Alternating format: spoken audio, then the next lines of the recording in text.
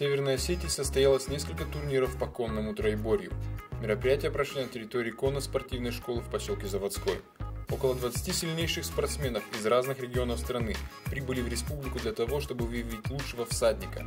Соревнования проходили как для юных спортсменов, так и для взрослых наездников. В каждой из категорий были представители Северной Осетии. Здесь впервые на нашей территории, в нашей республике проходит Кубок России по конному троеборью.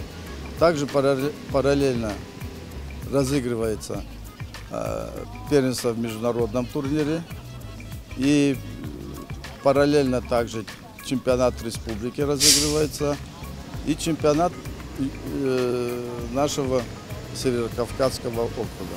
Наши спортсмены во всех 3 видах представлены, 4 даже видах представлены, они выступают. Да. Пока так не буду заранее забегать вперед, вроде пока все нормально. Конное троеборье состоит из 3 видов испытаний – манежная езда, кросс и конкур.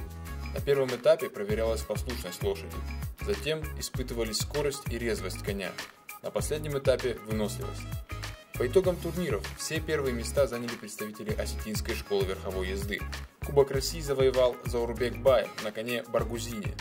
Международный турнир, чемпионат СКФО и чемпионат республики выиграл Андрей Митин.